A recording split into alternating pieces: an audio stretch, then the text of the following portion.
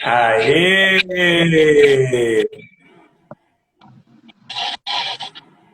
E aí, tudo jóia? Tudo bom, graças a Deus. Eu tô sem o vídeo para mim aqui. Deixa eu ver aqui. Eu tô te vendo. Eu não tô conseguindo me visualizar aqui no vídeo. Tá vendo, tá? Parece que estão te vendo, sim. Bom, eu não tô conseguindo visualizar aqui, mas tranquilo então. Ó, a Nai mandou um joia que tá conseguindo te ver. Beleza. E aí, como é que tá? Tudo certo, caminhando, muito trabalho. E esse começo de mês aí, como é que foi? Correria, correria. Sempre começo de mês é puxado para a gente poder estar trabalhando com os fechamentos, as apropriações de serviços executados, né? Então tem sempre bastante serviço no começo de mês. Ô, Thalisson, o senhor José Olavo tá aqui, mandou uma boa noite pra gente ali no chat. Ele é o empresário lá de Marília, que eu conversei com você, que tem uma empresa de execução, tá? Que inclusive a gente vai estar conversando com ele depois para o nosso empreendimento de Pacaembu, tá? A gente vai Certo. precisar marcar uma reunião com ele depois para alinhar. Passei os projetos já para ele, tá? Mas daí depois é você que comanda, cara.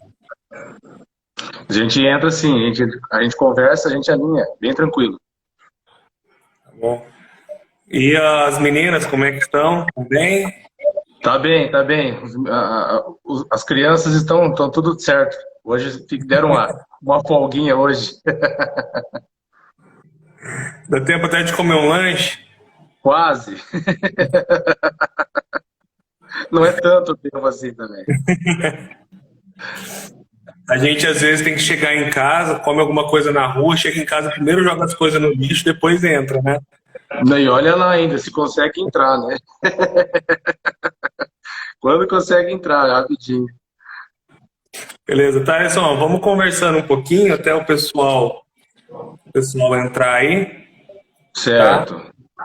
Aí a gente começa a tratar mais do tema para todo mundo poder participar. Então, vou guardar mais uns Maravilha. minutos aí. E como é que ficou? Você está com dois contratos hoje, né, Thales? Isso, hoje eu estou fazendo o acompanhamento do apoio à fiscalização das obras do DR, né? São dois contratos na região norte do Paraná. Então, rodovias aqui a gente abrange desde da região de Ivaiporã até a divisa com o estado de São Paulo, próximo a Jacarezinho, Andirá. E o que você faz assim nesses contratos? Explica para o pessoal aí. Esses contratos, eles são contratos de conservação de rodovias, né? Então, as empresas elas vão executar os serviços conforme o projeto, né? Especificado e já encaminhado através da licitação, né? Ganho pelas empresas. E em cima desses trabalhos vão executar os reparos na rodovia. E a nossa função é acompanhar esse serviço e ver, analisar as questões de controle, tanto geométrico quanto tecnológico, né, dos serviços que estão sendo executados. Entendi. E agora, começo do mês, é todas as medições, né? Isso, exatamente. Sempre no Otávio, começo do mês a gente faz os fechamentos. você consegue abaixar um pouquinho, ó, a tua câmera? Eu tô vendo do teu queixo para cima. Aí, Melhorou? agora tá Eu não bonito. estou conseguindo me ver aqui. Ah, agora tá bonito. Não, beleza, show de bola. Melhorou? Tá 100%. Maravilha. E, e o nosso Pacaembu lá, como é que tá? Nosso Pacaembu já está pela boa. Vamos começar tudo em breve, se tudo der certo, né? Vamos sair, ser na obra aí a todo vapor aí. Então, a gente acabou tendo um imprevisto, né? Eu até nem conversei com o senhor José Olavo ainda, a gente iria para lá amanhã cedo, né? Acabamos tendo um imprevisto aí, vamos no sábado. né? Vão passar Sim, o dia lá. Mas semana que vem a gente está lá de novo. Isso aí é tranquilo. certo. O senhor José Olavo aqui está perguntando se você faz projeto de regularização. Certo. Esses tipos o foco principal nosso, no caso, é a execução, né? Nós trabalhamos com a questão da execução das obras. O projeto nós acompanhamos sempre, mas aí o cara do assunto é você, né? Mas esses tipos de projetos, quando se engloba a questão de marginais das rodovias, eles precisam, ele tem um trâmite burocrático a ser cumprido, né? Geralmente, vou falar pelo conhecimento de causa aqui na nossa região com o DR Paraná e com a Econorte, né, que é a empresa concessionária da região nossa aqui. Então você teria que fazer um projeto conforme as normas, um projeto de acesso com toda a questão da geometria em relação às normas que são exigidas, e esse projeto ele tem que, no nosso caso aqui, primeiramente ser aprovado, ter um parecer técnico positivo da Econorte, e a partir disso aí ele teria que ter um parecer do DR, dando a anuência para a implantação do acesso, no caso, né? E aí para depois, geralmente, as prefeituras municipais, elas, na aprovação do loteamento, elas exigem essa anuência por parte do empreendedor, no caso do projeto, né, para a aprovação do projeto em si. Seria mais ou menos isso. Sim. Bom, Thalisson, vamos começar então, até porque para a gente não acabar muito tarde, né? A gente tem filho pequeno. Então, primeiro eu queria que você se apresentasse, né? Falasse um pouco de você e o que você faz no dia a dia e como que você entrou nessa área aí, maluca. Essa coisa doida aí que é a infraestrutura, doida e viciante ao mesmo tempo, né? Uma área muito gostosa de trabalhar. Bom, eu sou formado em engenharia civil pela Faculdade Pitágoras de Londrina. Atuo na área desde 2013, antes, ora como técnico e depois como engenheiro, né, trabalhando na área de infraestrutura. Iniciei a carreira de infraestrutura trabalhando na duplicação da BR-445 em Londrina, na empresa, na ocasião, a construtora Triunfo, no qual eu participava do corpo de profissionais ali do contrato.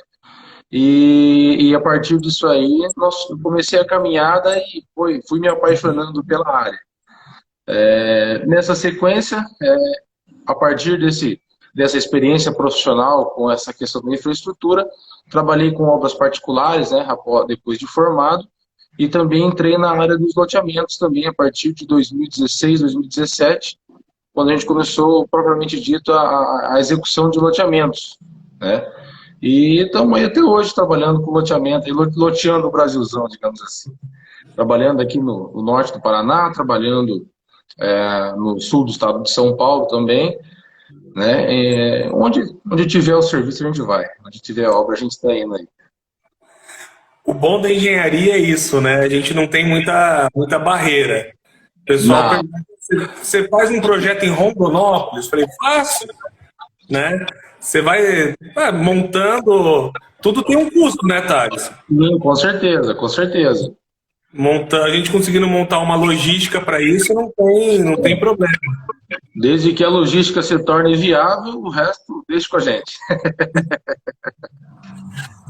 Meu irmão, então assim, vou fazer umas perguntas para você, sim, tá? Que normalmente são as perguntas que o pessoal tem dúvida, tá? Isso, maravilha.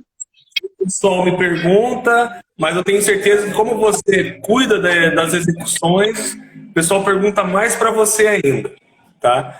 Então, você não estranha muito, não. É só as perguntas que o pessoal mais tem na língua. Beleza? Certo. Vamos lá, vamos lá. Então, assim, fomos lá, fizemos os projetos, aprovamos, passou no registro de imóveis, tudo redondo. Pegamos alvará de obra, né? Tudo redondinho. Qual é o primeiro passo para executar um loteamento? Bom, a partir do momento que a gente tem todas as documentações, autorizações, todas as licenças estão todas ok, a primeira situação que nós temos para iniciar a obra seria a questão da marcação topográfica, né? Para nós delimitarmos limpeza, para nós verificarmos a questão também da geometria do loteamento, né? Que é um passo muito importante, porque muitas vezes, como o processo de aprovação dos projetos de um loteamento, ele não é o tanto quanto rápido, assim, dura em torno de 18 meses, 24 meses, em alguns casos até mais ou menos, variando nessa média, né? Então, nós teríamos essa situação de ela ter uma certa defasagem em alguns casos, e nesse meio tempo pode ter acontecido alguma mudança.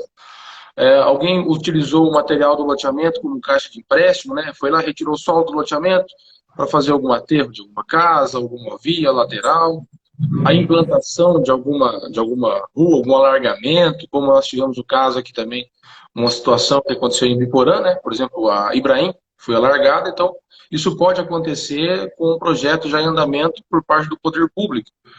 E isso aí influencia na geometria do loteamento. Então, essas verificações, o primeiro passo seria o que eu costumo fazer para não ter problemas, é um novo levantamento topográfico e encaixar toda a questão do lote de novo no terreno, é colocar o que nós temos no papel, colocar no terreno mesmo, para fazer essas verificações, para ver se está tudo ok. A partir disso, a gente entra com a questão das marcações de limpeza de vias, limpeza dos locais estratégicos ali para a gente poder utilizar como canteiro também, e aí a gente entra com terraplenagem, né? E a partir disso a gente vem com a sequência das obras. Beleza. E assim, quando você, ou de cara, quando você pega uma execução, vai começar a executar, ou durante a execução também, o que você encontra assim, que é comum ter no local que às vezes não foi previsto no projeto? Olha, geralmente assim, muito se tem quando se trabalha com cortes de terraplenagem muito grandes, ou principalmente com escavações, às vezes você encontra algum material não previsto na sondagem, né? Então isso aí pode atrapalhar e pode ter que se exigir uma alteração de projeto, principalmente da questão das alturas, dos perfis, do grade, toda essa situação assim, sabe? Então isso geralmente é uma coisa que a gente fica meio atento para também ver a qualidade do material, né? Para ver se aquele material que foi especificado ali no projeto, que foi feito o estudo, se ele está de acordo com as especificações do projeto, para a gente poder executar uma base, executar um subleito com qualidade, né? Sabe o que eu passo bastante problema? Mina. Você sabe disso, né? O pessoal vai fazer lá a sondagem e não acha a mina, né? Às vezes tem às vezes mina que não aflora, né? Mas que na hora que você vai executar, na hora que você começa a abrir a rua, aí é batata, aí começa a minar água, né? E também, às vezes, alguns maciços igual você falou, que às vezes a sondagem faz, mas ela não pega o terreno inteiro, né? Então você acaba Sim, pegando alguns maciços de rocha ali, grandes, né? sim, é. Um problema assim, como a gente costuma dizer, desde a graduação a gente aprende, né? A questão do solo, ele muda de metro em metro, você vai ter um perfil diferente. E se tratando do loteamento, que é uma obra que tem uma área muito maior, então você vai ter alteração muito mais vezes ali dentro de um único espaço, né? Então isso é um fator que realmente ele complica. Na questão da mina, muitas vezes a gente pega, o pessoal fala o termo da obra, né? Pegou um veio d'água, pegou alguma coisa ali, que muitas vezes é um local ali que na época de chuva ele vai ter aquele caminhamento d'água ali e em outras épocas não vai estar. Então, se a gente observar que realmente é isso, né, que é ali um afloramento d'água em épocas de chuvas, alguma coisa do tipo assim, aí tem que trabalhar com dreno, né? A gente tem que ficar atento porque, como na construção civil também, nesse nosso caso também a água, ela é uma amiga, mas também ela tá um passeio de ser inimiga da gente, né? Causa muito problema para nós, o E a mina, excesso. a mina para projeto, ela é uma coisa que ó, o pessoal reclama até, mas porque você tem que preservar 50 metros de raio, né? A Sim, PP, exatamente. que dá aproximadamente aí 7.800 metros quadrados. Então, é comum, principalmente quando a gente pega, às vezes, etapas de caminhadas, né? Chegar para ver um lugar, cadê? E essa mina que está aqui, onde que está? Né? Então, Isso. a gente tem umas surpresas desse tipo aí, boas, né?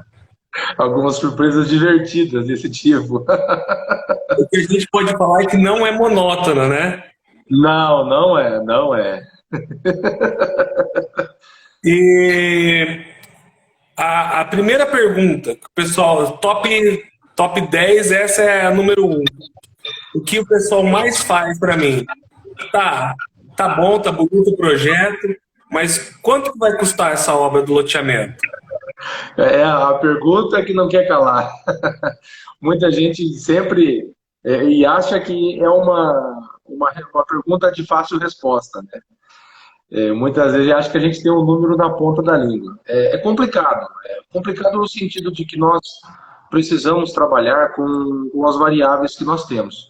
Então, um projeto ele pode ser um projeto simples, como ele pode ser um projeto um pouco mais delicado de se trabalhar. Quando a gente fala delicado, seria projeto no sentido de ter questão de poço, depender de reservação, castelo d'água, um projeto necessário de elevatória, um projeto onde se tenha um acesso muito grande para se fazer essas questões de digamos assim, quando tem esses pormenores nos projetos. Isso acaba encarecendo. E isso muda muito também de padrão para prefeitura, né?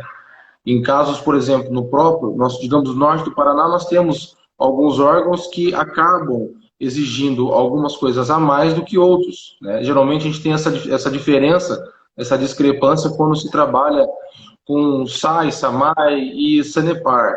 Mesma coisa São Paulo, quando trabalham com SAI e SABESP. Então, esses itens, uma elevatória, por exemplo, que pode ser um custo razoável, baixo para algum determinado local, ela pode inviabilizar um empreendimento em determinado local, né? Então, isso pode acarretar na inviabilidade do loteamento. E essa questão do custo, ele vai depender muito. Movimentação de terra, acesso, distância de material, porque para nós, a nossa região aqui no norte do Paraná, ela é muito comum. Ela tem bastante, digamos assim, tem pedra aqui muito perto, a gente tem basalto aqui perto, que facilita a questão de brita graduada, que geralmente é a base mais usada dos loteamentos da região, a questão do próprio CBUQ, né, do material do asfalto, lá, material asfáltico, também ajuda muito essa questão, porque a distância de transporte favorece. Em determinados locais, por exemplo, quando a gente está trabalhando hoje no estado de São Paulo, no sul, a gente tem pedreira a 100 quilômetros, 150 quilômetros. Então, isso é bastante, encarece muito a questão da obra. Então, não só a parte dos projetos em si, mas também a parte da logística dos materiais. E isso é um fator que pode também inviabilizar a questão do loteamento, ou, no caso, viabilizar, mas deixar ele muito caro, né? Deixar uma obra mais onerosa, né? E isso vai depender, movimentação de terra, qualidade da terra, você pode muitas vezes, da terra não, no solo, né? Vamos falar tecnicamente assim. Então a gente pega, tem casos que nós temos um solo com muito boa qualidade, uma compactação boa que pode ser utilizado como subleito, que isso pode ser previsto em projeto, utilizado com adição de um cimento, um cal para fazer um solo melhorado e pode ser utilizado como base, desde que atendam as características, né, de CBR exigidas pela norma. Então, isso favorece na questão do custo também, né? E movimentação de terra muito grande, tem muitos cortes, uma declividade muito grande do terreno, onde que você tem que fazer a compensação com um corte, um aterro. Isso também vai demandar bastante hora-máquina, vai demandar bastante material. Às vezes você precisa importar material de fora, né, ou mandar material para determinado local que não seja muito próximo, também encarece. O tipo de base que vai ter utilizada para pavimento, né, seja ela uma base com, muitas vezes utilizam, né, o macadâmio, chamado rachão, né, o rachão travado, ou uma brita graduada, porque existe a diferença também entre a questão da brita graduada simples e a famosa bica corrida, né? Então a gente tem aí uma questão tecnicamente falando, uma granulometria diferente que influencia na qualidade do material, né? Então isso também, dependendo a questão do que for executado, é exigido um ou outro material, né? Dependendo do projeto, e isso pode encarecer muito. Outra questão, você vê o quê? O item mais caro do loteamento, né? O que pesa na balança, digamos assim, na hora Dourada, né? quando a gente vai executar o loteamento, sem dúvida nenhuma, você vê o que a parte do pavimento em si, ela é um ponto muito que pesa, muito preponderante na hora que você vai fazer a análise dos custos. Por isso que você tem no começo da resposta, né, a questão das distâncias do material PET, da brita que você vai trazer. Se é uma situação que está muito longe, ele vai influenciar muito na questão do transporte e influencia no preço final. Então, esses fatores assim que nós precisamos de ter essas variáveis já bem determinadas para a gente poder levantar um custo. Então, ele varia muito de obra para obra. O tamanho da obra influencia demais. Então, assim, é muito complicado. Nós, por exemplo, me passa um custo por lote. Que geralmente o pessoal fala, quanto que fica o custo por lote? Então, não tem como prever. Tanto é pelos tamanhos de lote, né? Tem cidades que a gente tem lote mínimo de 300 metros, se não me engano, o caso de Apucarana, né? 300 metros. Nós temos lugar com 200, 250, 180, no estado de São Paulo a gente permite muitas vezes isso. Então, essa variação também, ela vai ser muito complicado de você ter esse número. Então, eu costumo dizer que cada obra é uma situação diferente no qual tem que ser analisada minuciosamente com todas essas variáveis para que a gente possa tá entregando assim, um orçamento, uma previsão para o cliente mais próxima da realidade, né? Então, para a pessoa também estar preparada e se planejar para aquele cronograma de desembolso que ele vai ter para poder executar o loteamento, né? E isso que você falou da questão do CBUQ é muito importante porque às vezes você tem cidades vizinhas que muda absurdamente o custo, porque uma permite uma caixa de 7, a outra fala que a caixa mínima é 9, né? Então, só esses 2 metros aí por cada rua já é um absurdo que tá no final da conta, né? Sim, a geometria que a gente fala, né? A geometria do loteamento sem dúvida nenhuma, é um fator que vai contribuir muito para isso.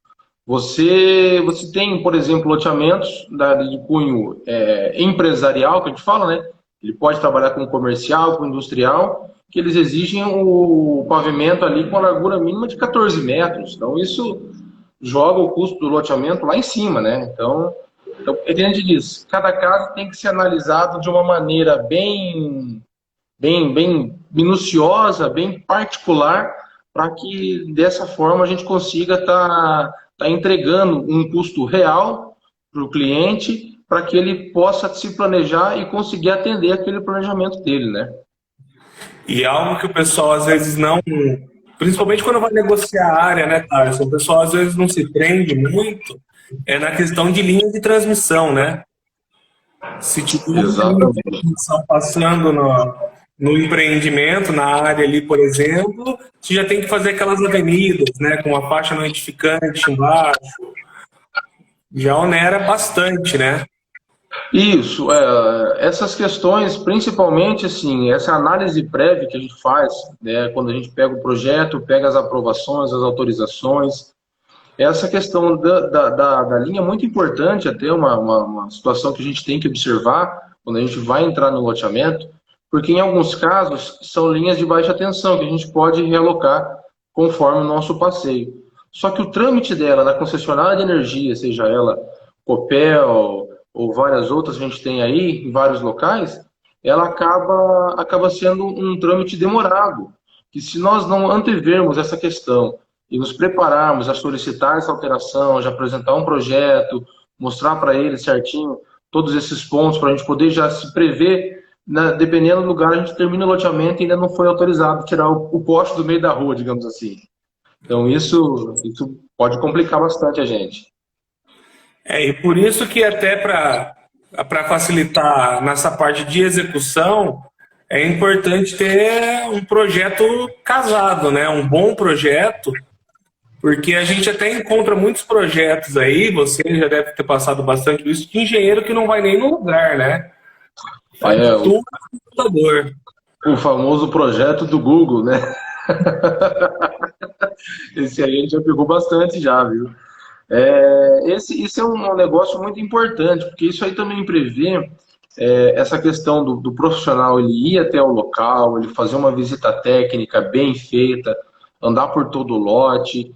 Isso é muito importante, não só, principalmente na parte do projeto, né? Mas também na questão da execução, porque no início é onde nós conseguimos ter o tempo necessário para estar se planejando em fazer alguma alteração, solicitar alguma questão em função desses problemas que a gente identifica no loteamento, né?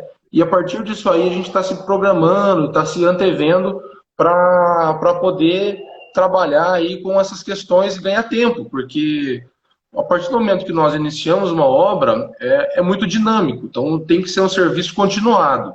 Você vai iniciar uma etapa, você inicia a etapa da terraplenagem, logo em seguida você já tem que entrar com a etapa, colocando a questão, muitas vezes, o meio-fio, você vai entrar com a parte de drenagem, a parte de água, esgoto, pavimento, porque teoricamente um depende do outro. E aí, nesse ponto, nós trabalhamos muito com um fator chamado climático, que é um ponto muito importante que muitas vezes nos atrapalha ou nos ajuda, né? Dependendo da situação, e geralmente atrapalha. Geralmente ajuda a atrasar a obra. E falar já em atrasar a obra, né? Acho que é a segunda pergunta que é mais feita. Quanto demora uma execução de loteamento? Isso depende muito, né? É como um orçamento, né? Então nós vamos ter que primeiro analisar o porte do loteamento. Um ponto muito importante que você citou é a questão também da largura de caixa. Então, qual que vai ser a área de pavimentação? Porque a área de pavimentação ela vai implicar em tempo de compactação, de tratamento de solo, a parte de aplicação de material. Então, tudo isso também, além de um custo maior, ele vai demandar um tempo maior de aplicação, um tempo maior de trabalho. Quantos lotes nós temos no loteamento, né? Então, vai ser um loteamento grande, qual que é a área dele? Vamos ter que executar um loteamento fechado, um loteamento aberto. Então, nós temos que executar área comum ou não, fazer a parte de elevatória, também cito novamente a questão de elevatória, reservação, poço, tudo isso influencia diretamente na questão do tempo que nós vamos ter para poder estar trabalhando na obra, né? Só por isso que eu falo, são perguntas que o pessoal normalmente faz para a gente, né? Essa parte de quanto custa, quer saber quanto vai ser o retorno, quanto que vai ter o investimento. E isso, às vezes, na parte que mais é necessário investir, que é realmente o profissional, né, que vai dar o retorno para ele acaba pecando um pouco, né?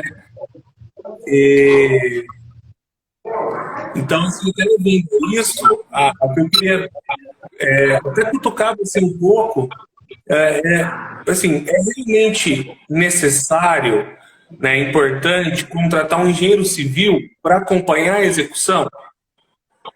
Olha, é muito importante, é uma mão de obra necessária.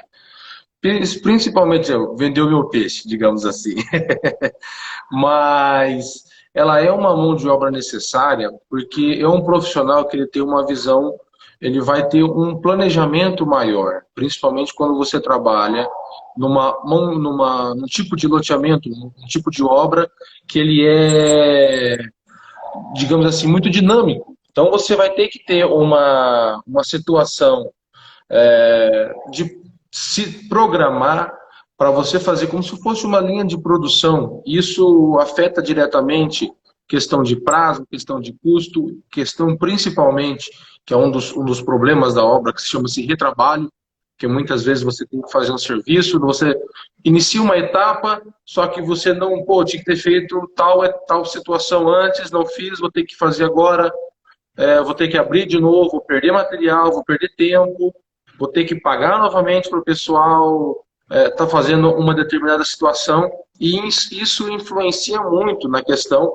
do profissional, quando você tem alguém direcionando, quando você tem alguém apontando, principalmente a equipe ali, com uma equipe bem redondinha, bem formada, isso ajuda muito. Isso aí o engenheiro civil, ele consegue ter uma uma noção muito boa, principalmente quando eles trabalham, da questão de antever. Olha, vou precisar de tal material em tanto tempo, já me programo para fazer a compra, faço a cotação, antecipo esse passo, para quando realmente eu for utilizar o material, ele está na obra.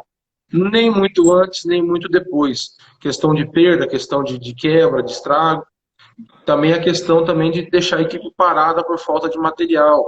Também trabalhar nessas questões e principalmente na questão técnica, né? Questão de qualidade. A pessoa vai verificar juntamente com o laboratório, juntamente com uma topografia, o que pode ser ajustado, porque muitas vezes nós pegamos projetos que estão muito bons, só que quando você vai executar, você vê que você pode ainda dar um pitacozinho de melhora nele ali, digamos assim.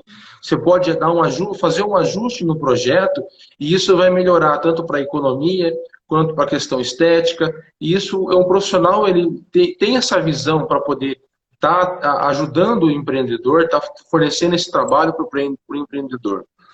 Da execução, quando a gente diz o profissional, ele já é uma equipe. Então, o engenheiro ele vai direcionar os trabalhos. Ele precisa de duas situações que são primordiais na execução.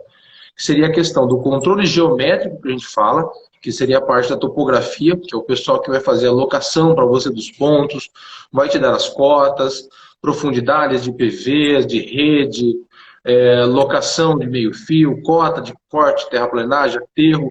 Tudo isso é a topografia que vai te fornecer esse embasamento para que você consiga estar dentro do teu projeto, logicamente, conforme norma, para ter um desempenho na tua obra legal. Né? E a questão do controle tecnológico, a gente diz que é o laboratório, propriamente dito. É uma qualidade que você vai ter. É a tua garantia de obra, é o laboratório. Por que a garantia de obra? Porque você vai ter que passar ali 5 até 10 anos com a responsabilidade, dando garantia daquele empreendimento que você executou.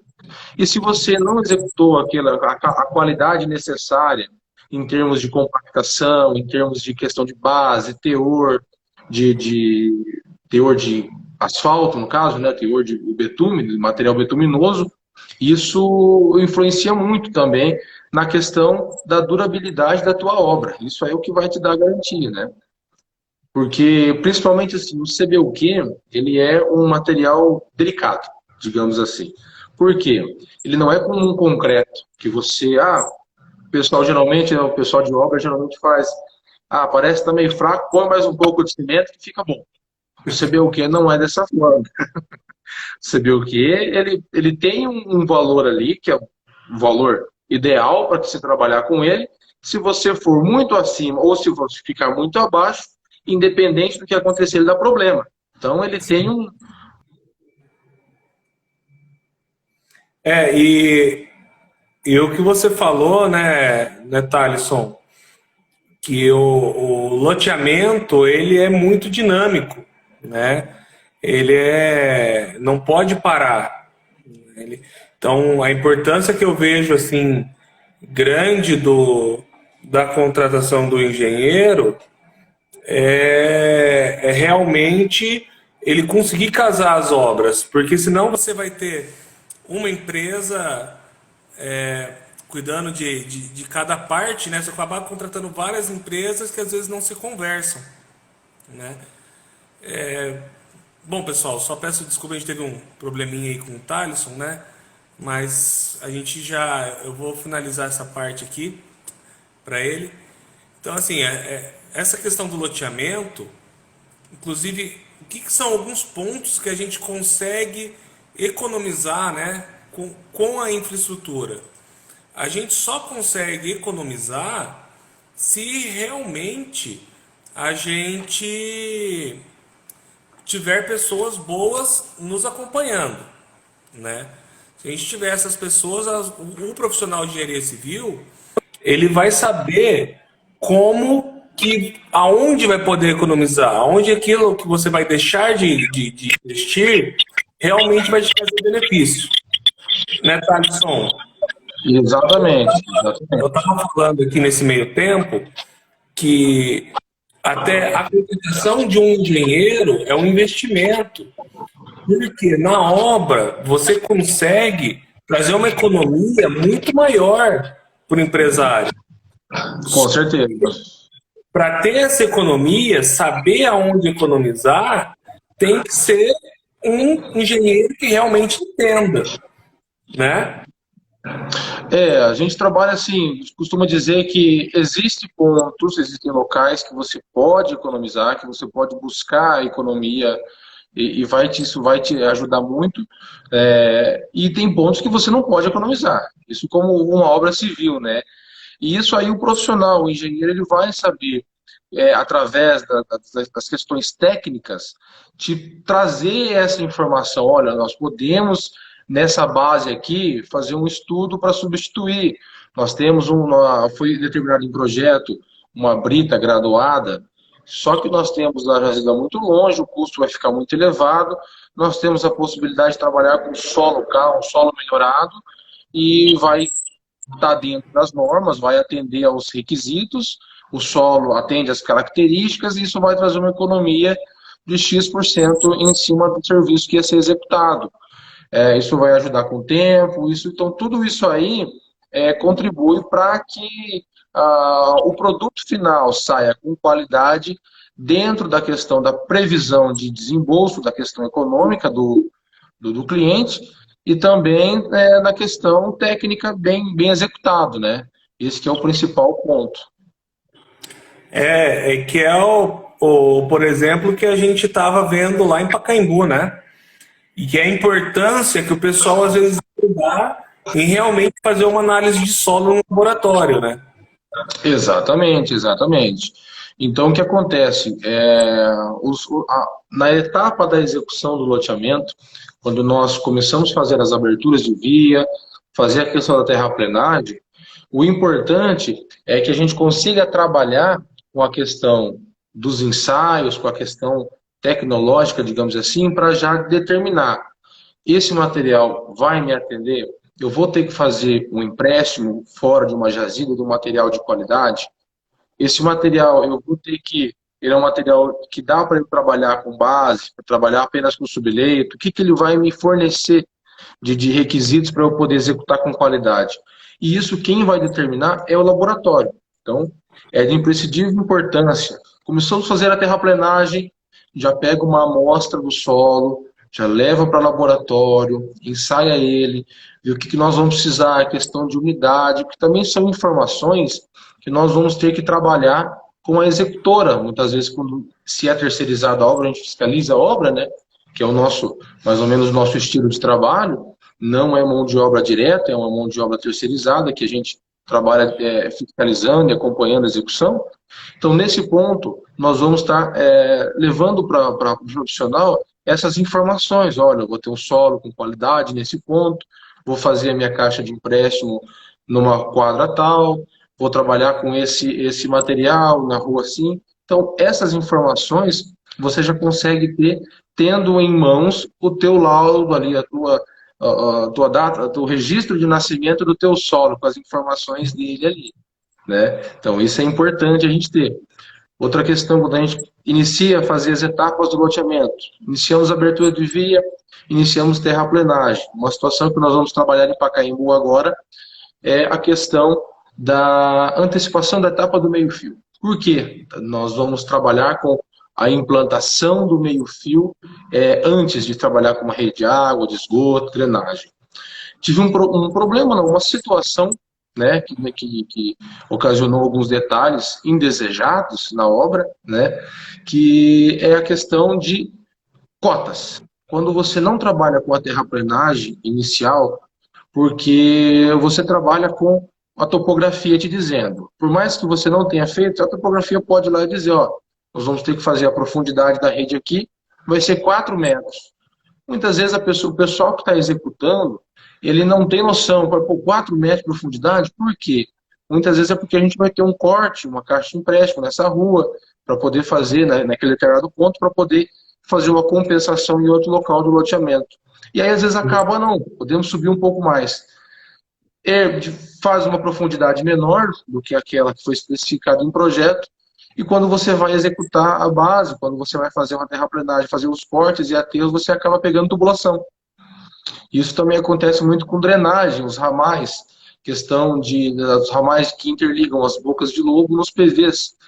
Dependendo da profundidade que você coloca ali, quando você vai executar as compactações de subleito, compactação de base, tratamento de camada, você tem essa situação de você estar pegando esse problema de estar quebrando o tubo, conforme você vai fazer a compactação, vai estar deslocando esses pontos aí, e isso aí é aquele que a gente fala que é o trabalho 2 vezes.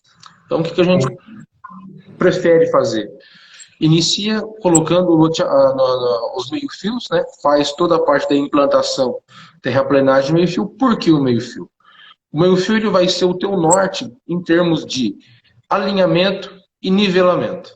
Então você vai ter cota nos meios-fios, você vai ter o alinhamento dos meios-fios. Com ele, você consegue executar a questão de drenagem, de água e de esgoto numa precisão muito maior.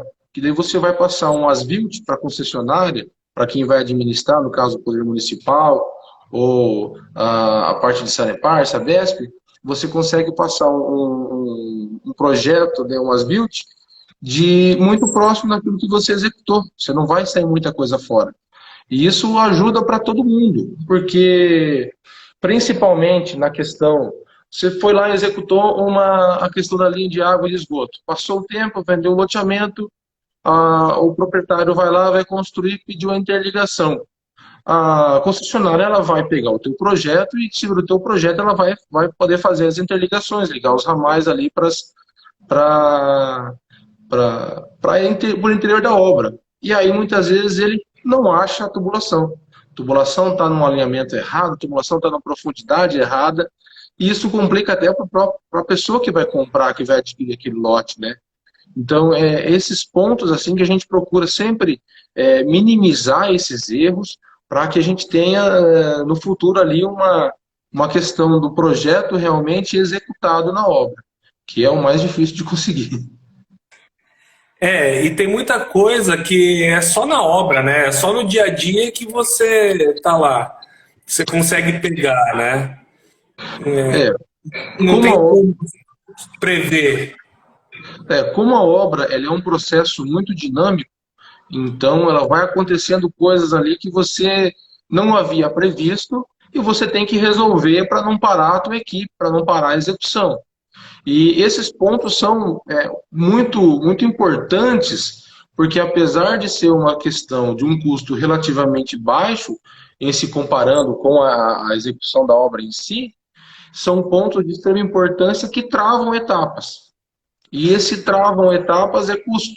Equipamento parado, muitas vezes o empreiteiro que está executando a obra, né, o terceirizado que está executando a obra, vai querer cobrar do proprietário da obra, do empreendedor, esses valores do equipamento parado, por conta de um probleminha que teve ali, 1 ou 2 dias que acabam se tornando um pesadelo na cabeça do empreendedor, né? E é para isso que nós estamos lá na obra no dia a dia, identificando esses problemas, antecipando, prevendo, tentando, né, fazer a previsão desses problemas para já ir resolvendo eles de uma maneira que a obra aconteça naturalmente. As etapas sejam seguidas conforme foi feito um planejamento, né? É isso aí. E, assim, uma pergunta que eu queria passar para você. Se alguém chegasse assim para você, te ligasse, falasse, engenheiro Thalisson, estou começando nessa parte de loteamento, eu já executo os loteamentos, mas acabo penando um pouco na execução. Você tem alguma dica ou algum ponto assim, que o pessoal né, mas mitigar esses erros? Olha, né, precisa-se ter muito a noção dos projetos muito bem conhecidos. Então, quando você vai começar uma obra, estude muito os projetos dela antes. Saiba o que você está fazendo, com o que você está fazendo, para que desta forma você tenha toda a tua obra na tua cabeça já. Então, você vai saber exatamente os pontos que você precisa, os pontos que você vai estar tendo problemas, e isso vai te ajudar muito na questão da previsão, da antecipação dos problemas, para que você consiga estar diminuindo o custo, diminuindo o tempo, otimizando realmente os pontos importantes. Dúvidas técnicas sempre vão existir, né? E ninguém é professor de Deus, né? Todo mundo vai precisar de uma ajuda algum dia, alguma vez. O que a gente pode dizer é o seguinte: tente ao máximo conhecer o teu projeto nos detalhes que lhes forem mais pertinentes. E nisso aí, o que ajuda muito é você fazer uma reunião com um projetista, uma simples reunião com um projetista. Você consegue, tenta fazer com que essa situação se encaixe de uma maneira que, ao trabalhar, ao conversar com um projetista, você já vai poder ter esse conhecimento, ele vai poder estar te passando o que foi os problemas que ele teve, o que ele teve que trabalhar muitas vezes no limite, ou seja, uma cota de um posto de visita, como é o que nós vamos ter em Pacaembu também, né? Uma questão de esgoto, tá? Você tem uma cota muito no limite ali, que é uma situação mais delicada que você tem que ter, e isso, com esse diálogo, com essa conversa, essa reunião com o projetista, pode ajudar muito, porque ele mesmo pode te passar algumas informações. Olha, esse local você vai ter essa situação, tal local você vai ter uma situação um pouco melhor, e com isso aí você consegue estar preparado para quando você começar a executar ali o loteamento, executar as suas obras, né? É isso aí. Bom, meu irmão, eu sempre gosto de conversar com você, eu sempre aprendo muito, né? O pessoal que a gente está aí, não sabe o Thales, a gente tem uma parceria aí em alguns empreendimentos. É um cara que eu sempre procuro até apresentar para os empresários, sempre procuro estar comigo, porque é alguém que sempre consegue economizar na obra. Essa parte, principalmente a parte da apresentação aí, que ele domina, ele sempre consegue tirar água de pedra e realmente economizar. Então, é um cara, é o cara chato que todo mundo gosta de ter, é o chato de obra.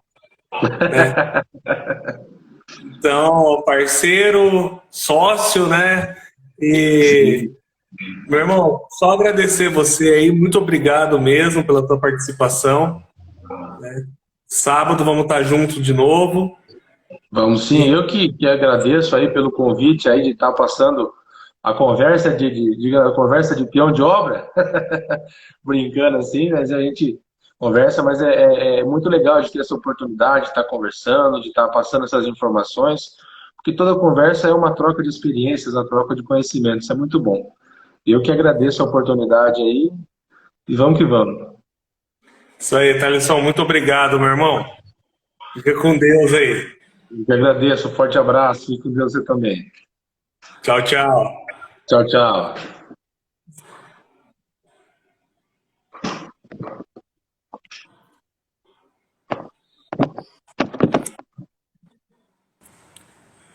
Bom, pessoal, muito obrigado aí, vocês que ficaram até agora, né? Um grande abraço e assim, a gente tá aqui para auxiliar vocês, qualquer dúvida que vocês tenham, tá? Pode contar comigo, com o Thalisson. Vocês conheceram o Dr. Tiago também. A gente é uma equipe aí que gosta de ajudar acima de tudo, tá bom? Um abraço para vocês aí, boa noite aí para vocês também. Fiquem com Deus.